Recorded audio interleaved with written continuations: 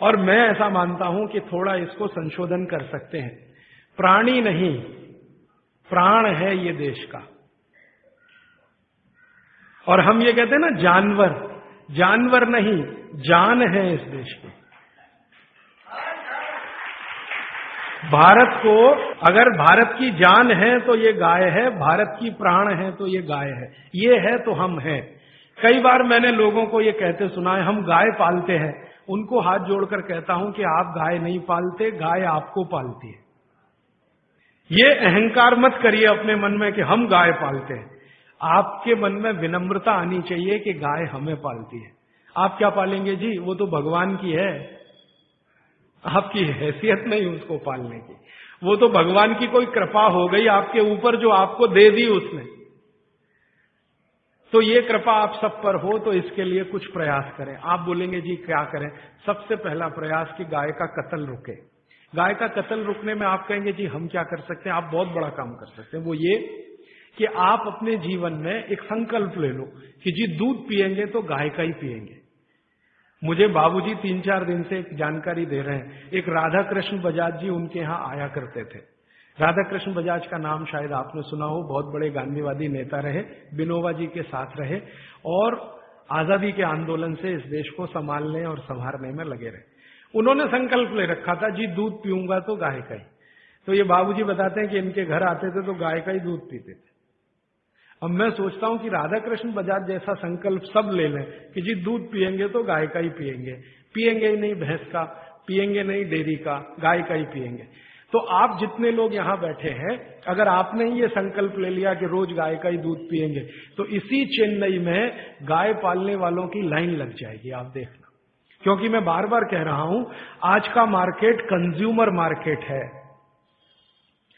Buyers market है। आज की दुनिया में खरीदने वाले का मार्केट है, बेचने वाले का कुछ नहीं है। जो डिमांड खड़ी करे तो सप्लाई आती है। तो आप सोच लो जी गाय का ही दूध पिएंगे तो गाय के दूध की सप्लाई आएगी। कैसे आएगी? कुछ लोग गाय खरीदेंगे, कुछ गाय पालन करेंगे, कुछ गौशालाएं खोलेंगी, कुछ दूध डेयरियां बनेंगी। फिर आप बोलेंगे जी देशी गाय मिलेगी, मिलेगी क्योंकि 17 करोड़ अभी है, पूरी नहीं कट गई है, 17 करोड़ अभी है, तो मिल जाएगी। और जितनी अच्छी गाय चाहिए उतनी अच्छी मिल जाएगी। आप कहेंगे जी देशी गाय का दूध कम होता है, ज्यादा दूध की गाय भी है, कम दूध की गाय है। भगवान ने इस देश में बड़ा बैलेंस बनाया। ये बहुत दिन में मेरे समझ में आया कि जो गाय दूध कम देती है उसके बछड़े मजबूत बैल होते हैं, और जिसका दूध ज्यादा है उसके बछड़े कुछ कमजोर बैल होते हैं। तो कम दूध देने वाली गाय बछड़ों के लिए है, ज्यादा दूध देने वाली गाय आपके लिए है। गाय सबको ध्यान रखती है, तो आप ज्यादा दूध वाली भी गाय ले सकते हैं। इस देश में ऐसी गाय हैं, आप चलो तो मैं दिखाऊं, जो 65 लीटर दूध देती है एक दिन। 65 लीटर। आपको चाहिए तो 1 लाख रुपए की है, महंगी नहीं है। 5 लाख की गाड़ी खरीद लेते हैं आप, 10 लाख की गाड़ी खरीद लेते हैं। 1 लाख की गाय क्या महंगी है? और वो गाय अगर आ गई तो आप देख के दंग रह जाएंगे, क्योंकि मैंने वो हरियाणा में देखी है, पंजाब में देखी है। 65 लीटर दूध है, एक आदमी निकाल नहीं पाता, 3 लगते हैं निकालने। हाँ, क्योंकि कितना निकालेगा। और मैंने देखा हरियाणा में जो लोग रखते हैं ना, उनके घर में 3 लोग उसका दूध दुहते हैं। और इतनी सीधी है वो कि बच्चा भी चाहे तो उसका दूध दुहने बैठ जाए। नहीं लात मारती, ना सींग मारती है, दूध बहुत है। खाना भी थोड़ा अच्छा है उसका, क्योंकि दूध इतना अच्छा है तो खाना भी अच्छा होगा। उसको एक चीज बहुत पसंद है जो आप खिलाएं तो, गन्ना होता है ना, गन्ना, उसके ऊपर का हिस्सा ये खिलाते जाओ, दूध उसका बढ़ता ही रहता, कम नहीं होता। पहली बार मां बनेगी, दूसरी बार दूध बढ़ते ही जाता, गन्ना खिलाते रहो बस उसको सबसे ज्यादा। ऐसी भी गाय इस देश में है जो 65 लीटर दूध देती है, और ऐसी भी गाय है जो 1 लीटर दूध देती है, वो आपके आसपास है। लेकिन 1 लीटर वाली भी तिरस्कार मत करो, क्योंकि वो बछड़े जो देगी वो बैल बनेंगे अच्छे। तो बैल तो चाहिए हमें, क्योंकि ट्रैक्टर से खेती ज्यादा दिन कर नहीं पाएंगे। जो डीजल 100 रुपए लीटर हुआ तो क्या चलाएगा ट्रैक्टर किसान? तो बैल तो चलाना ही पड़ेगा। इसलिए देशी गाय कम दूध वाली, उसको आप तिरस्कार की दृष्टि से मत देखो, उसके बछड़े मजबूत बैल हैं। जो दूध ज्यादा देती है उसके बछड़े कुछ कमजोर होते हैं। मैंने वो करके देखा, कम दूध वाली गाय का बछड़ा बैल बनता है ना, तो 3 टन माने 3000 किलो माल आराम से 40 किलोमीटर तक बिना रुके लेके जाता है। और जो ज्यादा दूध देने वाली गाय है उसका बछड़ा 3 टन माल लेके जाएगा, लेकिन 3 जगह रुकेगा, रेस्ट लेगा, फिर चलेगा। और जो कम दूध वाली गाय का बछड़ा है वो स्पीड बहुत तेज है उसकी दौड़ने में, आप मुकाबला नहीं कर सकते घोड़े का उसके साथ। और जो ज्यादा दूध वाली गाय है उसका बछड़ा होता है बैल, लेकिन धीरे धीरे चलता है। तो हर एक चीज की अपनी अपनी विशेषता है। इस देश में भगवान ने सब कुछ सोच समझ के बनाया। तो आप दूध पीना शुरू करो गाय का, तो गाय की डिमांड बढ़े, तो फिर यहां गौशाला खोले, या पहले से चल रही गौशाला सुधारो।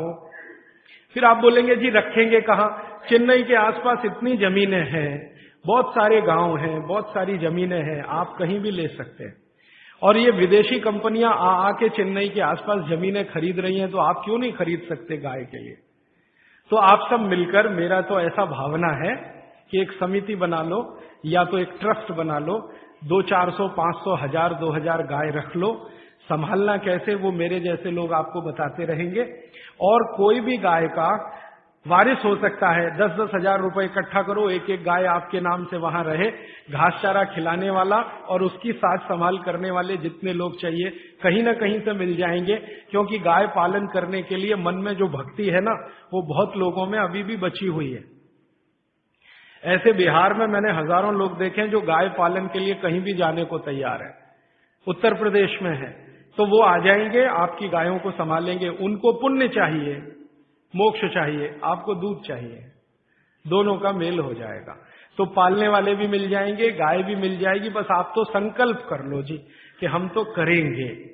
अब आप में से जो भी लोग दानवीर हैं, जो दान देते हैं, मैं कहता हूं गाय के लिए निकालो थोड़ा थोड़ा, और गाय के लिए थोड़ा थोड़ा निकाला तो पूरी व्यवस्था बन जाएगी। मैं तो आपको मेरे छोटे से गांव की जानकारी दे रहा हूं।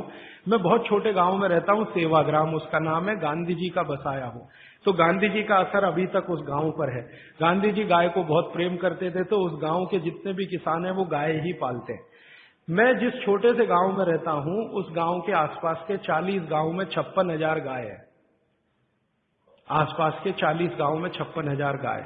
हर दिन 1-1.25 लाख लीटर दूध आता है, और जिसको चाहिए वो चला जाता है। फिर थोड़ा बच जाता है तो उस दूध से बिस्किट बनाते हैं, गाय के दूध का बिस्किट। हमारे यहाँ का खा लें तो आप सारे बिस्किट भूल जाएंगे। फिर वो बच जाता है तो फिर दही बना लेते हैं, दही का मट्ठा, मट्ठे से मक्खन बना लेते हैं, मक्खन से घी भी मिल जाता है। तो घी भी मिलता है वहां पे गाय के दूध का, मक्खन भी मिलता है, मावा मिलता है, मावा माने खोवा, फिर उससे पेड़ा बना लेते हैं, वगैरह वगैरह सब हो रहा है। और जो किसान ये गाय पाल रहे हैं उनके पास जमीन नहीं है ज्यादा, आप ध्यान दो इस बात। किसी के पास 1 एकड़ 2 एकड़, लेकिन सब लखपति है गाय की ताकत से। जमीन ज्यादा नहीं, जितनी है वो गाय के घास चारे के लिए ही पूर्ति है। लेकिन दूध और दूध की दूसरी चीजें जो वो दे रहे हैं, कुछ किसानों को तो ये बात इतनी समझ में आई है कि अब उन्होंने दूध देना बंद किया। वो कहते हैं जी दूध नहीं देंगे, आपको घी चाहिए तो ले लो, घी दे देंगे आपको, शुद्ध गाय का, दूध नहीं देंगे। मैंने एक दिन पूछा भैया क्यों?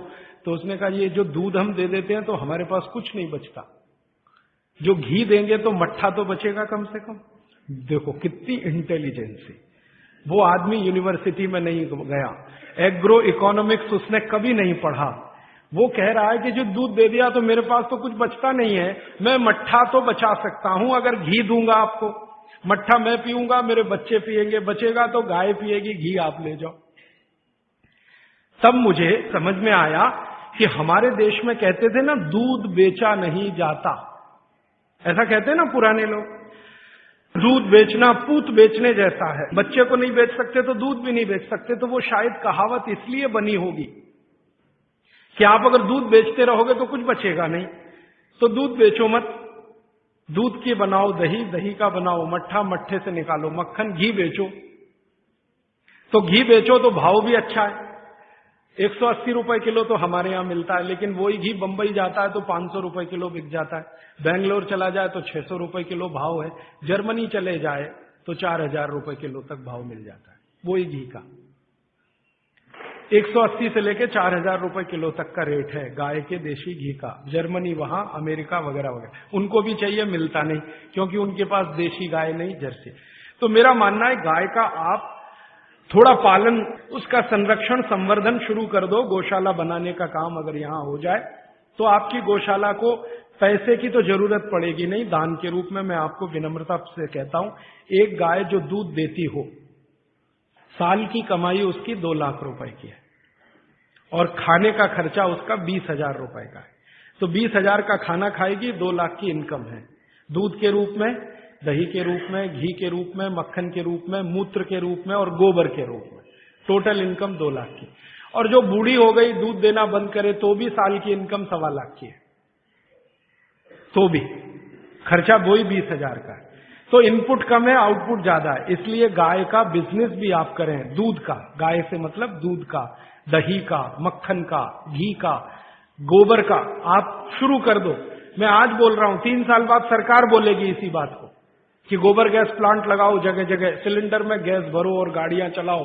डीजल हम ला नहीं सकते, पेट्रोल ला नहीं सकते, 150 रुपए लीटर है। तो इसलिए ये गोमूत्र से शुरू हुई आपके बीच की बात वहां तक पहुंचती है। और आप दूध पियोगे तो गाय बढ़ेगी, मूत्र का उपयोग करो दवा के लिए तो भी गाय बढ़ेगी, गोबर का उपयोग करो खेत में तो भी गाय बढ़ेगी। ये 3 तरीके से गायों को आप बचा सकते हैं और इनकी संख्या लगातार बढ़ा सकते हैं। यहां पर अपने निरंजन भाई हैं, ये और इनकी पत्नी गाय के सेवा में लगे हुए हैं। आपको कभी गोमूत्र की जरूरत हो तो इनसे ले लेना। अब मैं 5 मिनट में खत्म करता हूं कि गोमूत्र से और क्या क्या कर सकते हैं। हाँ, और क्या क्या।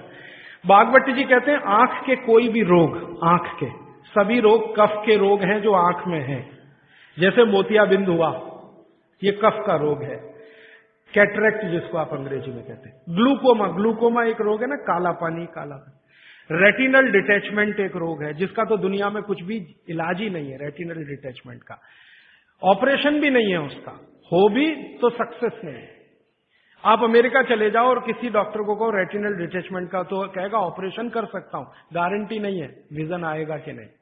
तो रेटिनल डिटैचमेंट, ग्लूकोमा, कैटरेक्ट। और आंखों में छोटी मोटी बीमारियां बहुत हैं, आंखें लाल होना, आंखों से पानी निकलना, आंखों में जलन होना। तो छोटी छोटी से लेकर सबसे खराब बीमारी रेटिनल डिटैचमेंट, ये सब गोमूत्र से ठीक होती है, क्योर होती है। शब्द पे ध्यान देना, कंट्रोल नहीं, क्योर होती है, जड़ से खत्म होती है। आप बोलेंगे जी क्या करें? बस इतना ही करना है कि देशी गाय का मूत्र कपड़े से छानकर 1-1 बूंद आंख में डालें। आप में से किसी को चश्मा उतारना है अगर अपना, तो जरूर डालें। 3 महीने में आप लगातार डाल के देख लीजिए, नंबर बदल जाएगा और 1.25 महीने में चश्मा उतर जाएगा। ग्लूकोमा बिना ऑपरेशन ठीक होता 4-4.25 महीने में। कैटरेक्ट अगर आपको डिसॉल्व करना है 6-6.25 महीने में ठीक हो जाता है। रेटिनल डिटैचमेंट को 1 साल लगता है, लेकिन लगातार गोमूत्र डालते रहिए 1-1 बूंद, बस इतना पर्याप्त है। आंखों में, बच्चों के कान बह रहे हैं, कान, आप जानते हैं छोटे छोटे बच्चों के कान में मवाद निकलता है, बस 2 या 3 दिन 1-1 बूंद कान में गोमूत्र की डाल दीजिए, पूरा कान साफ हो जाएगा, मवाद निकलना बंद। बच्चों की नाक बहुत बहती है, बार बार सर्दी होती है, बार बार जुकाम होता है। बागवती जी कहते हैं कि नाक बह रही हो, सर्दी बहुत हो, जुकाम बहुत हो, तो गोमूत्र तो नहीं कहा उन्होंने, गोघृत कहा। गोघृत माने गाय का घी। 1-1 बूंद नाक में डाल दो बच्चों के, सर्दी जुकाम ऐसे गायब होगा जैसे गधे के सिर से सींग। गाय का घी। अच्छा, आपको नींद नहीं आती, अच्छी नींद लेनी है, बढ़िया नींद लेनी है, डीप स्लीप लेनी है, रात को 1-1 बूंद गाय का घी नाक में डाल के सो जाओ, बहुत गहरी नींद आएगी। आपको खर्राटे बंद करने हैं। बहुत लोगों को खर्राटे आते हैं रात को सोते समय, सोने वाला तो नहीं जानता, पड़ोसी जानता है कि क्या तकलीफ होती है। तो जिनको भी खर्राटे बहुत आते हैं उनके लिए बहुत अच्छी दवा मैं बता के जा रहा हूं। गाय का घी 1-1 बूंद नाक में डाल लो, 3 दिन बाद, चौथे दिन से खर्राटे बिल्कुल बंद हो जाए, स्मूथ एकदम आपकी नींद हो जाए। तो गाय के घी का भी उपयोग है औषधि के रूप में, गोमूत्र का। अब आता हूं, बाल झड़ते हैं बहुत सारी बहनें शिकायत करती हैं बाल झड़ रहे, तो गाय के दूध का दही बनाओ। दही को तांबे के बर्तन में रख दो, 5-6 दिन रखा रहने दो, फिर हरा हरा हो जाएगा। फिर उस दही को बालों में लगाओ, 1 घंटे के बाद बाल धो दो शीकाकाई से, शैम्पू से नहीं, शीकाकाई से। हफ्ते में 4 बार कर सकते हैं, और बाल टूटना 1 ही हफ्ते में बंद हो जाते। एक ही हफ्ते। कई बहनों ने तो मुझे बताया, राजीव भाई हमने तो एक ही बार किया था, उतने में भी बंद हो गए। अच्छा, भविष्य में बाल ना टूटे, अच्छे रहें, दुरुस्त रहें, तंदुरुस्त रहें, तो महीने में एक बार या नहीं तो महीने में 2 बार गाय के मूत्र से बाल धो लो। बहुत अच्छा कंडीशनर है, नेचुरल ऑर्गेनिक कंडीशनर है गाय का मूत्र। तो जैसे आप कंडीशनर यूज करते हैं ना, उसकी जगह गोमूत्र यूज कैसे करें? गाय के मूत्र में थोड़ा पानी मिला देना और जैसे कंडीशनर यूज करते हैं वैसे कर लेना।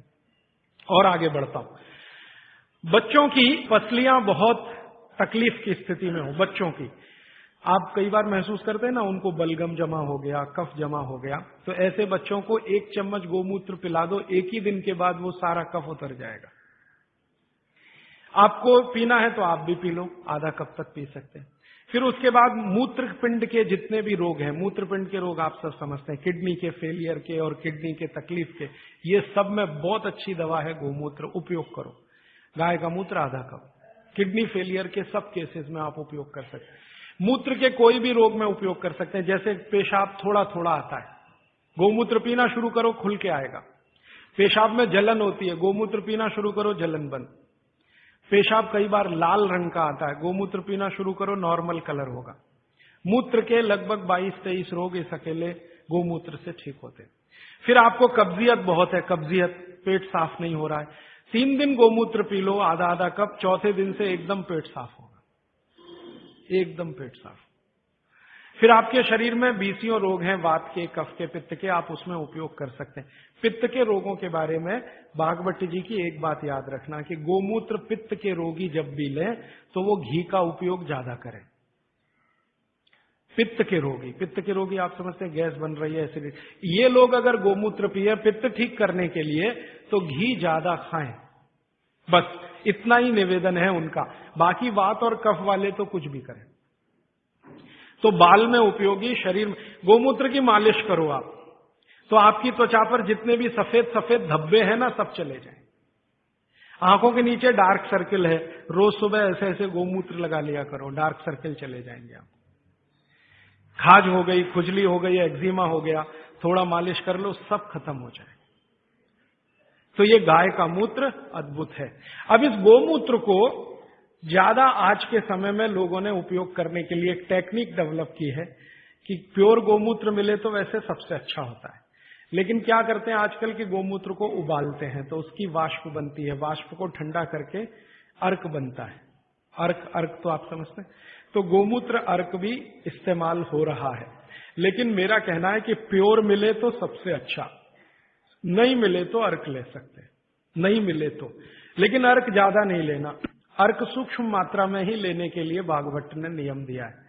वो ये कहते हैं कि अर्क अगर लेना है तो 1 चम्मच पर्याप्त है, मूत्र पीना है तो आधा कप पर्याप्त है, अर्क लेना है तो 1 चम्मच पर्याप्त है। तो अर्क भी ले सकते हैं।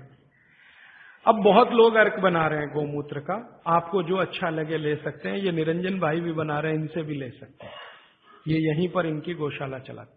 आप भी गौशाला बनाएं तो उसमें भी अर्क बन सकता है। और अर्क बाजार में 500 रुपए लीटर बिकता है, बड़े बड़े वैद्य खरीदने को तैयार हैं। आप खाली गोमूत्र से अर्क ही बनाना शुरू कर दो, एक गाय 2.5 से 3 लीटर मूत्र देती है, और 100 गाय अगर आपके पास हैं तो साल की इनकम 1 करोड़ की आराम से हो जाएगी, अर्क बेच के ही हो जाएगी।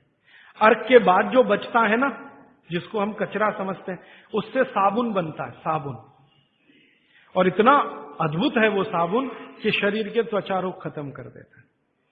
अर्क निकालने के बाद जो बचता है उससे शैम्पू भी बनता है, साबुन भी बनता है, वॉशिंग पाउडर भी बनता है। आपका फर्श साफ करने के लिए वो जो आप फिनाइल वगैरह इस्तेमाल करते हैं ना, ये गोमूत्र अर्क का भी बनता है, फिनाइल।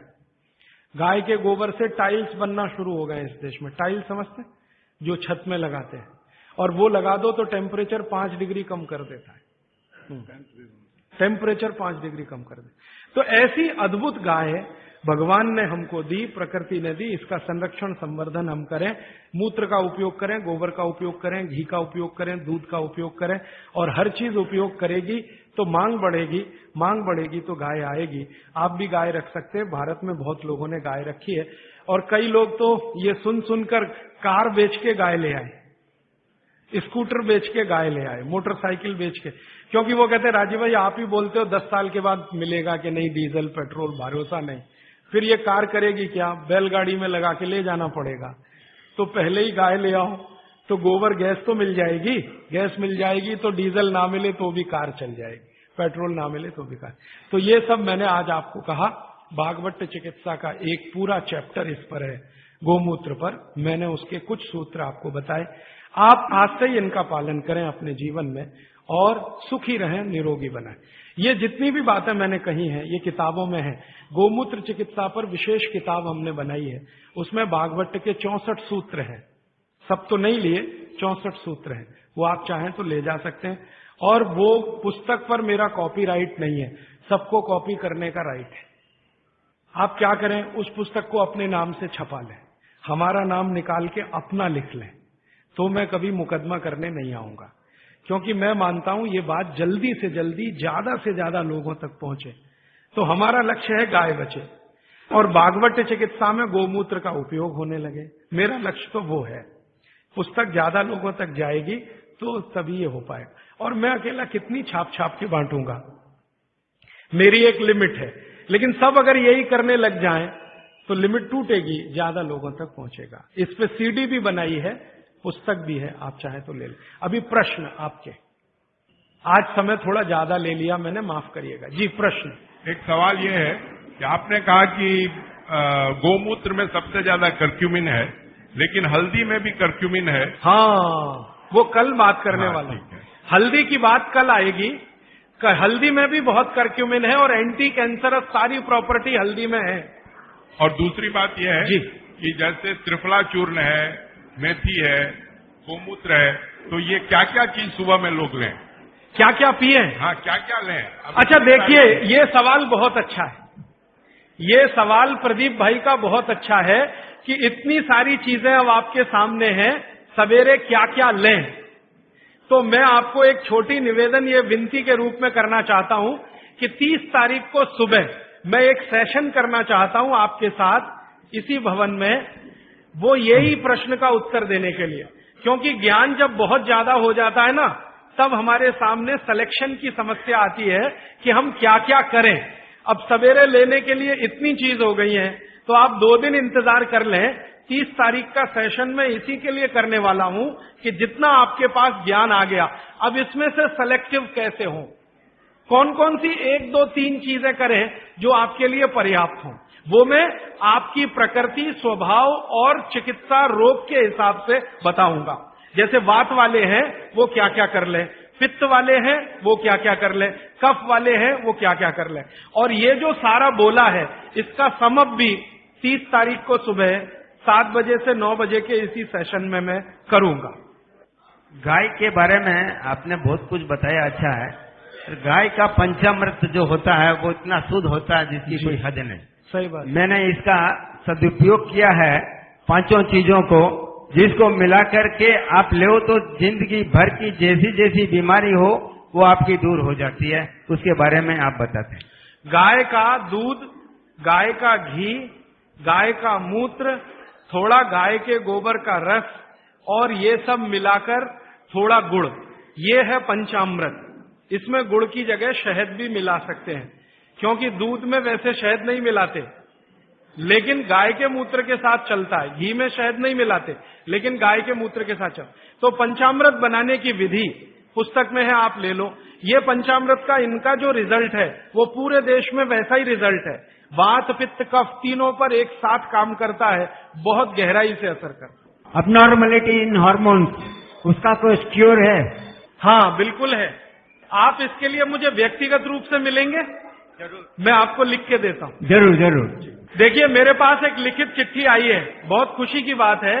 चेन्नई में गौशाला है तो बहुत अच्छी बात है, बस दुख की बात है कि उसका मैनेजमेंट सही नहीं है, ये दुख की बात है।